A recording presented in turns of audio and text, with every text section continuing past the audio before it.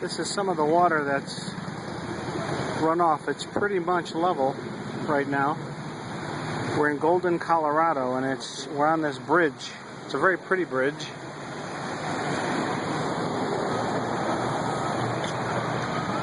Still high.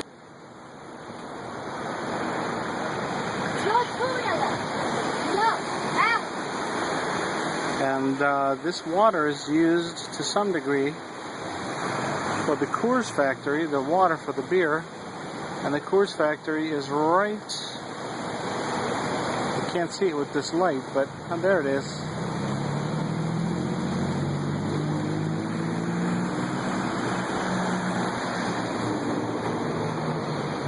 Of course, the mountains are spectacular. This isn't the best view right now, obviously. But we were way up that mountain just a little while ago.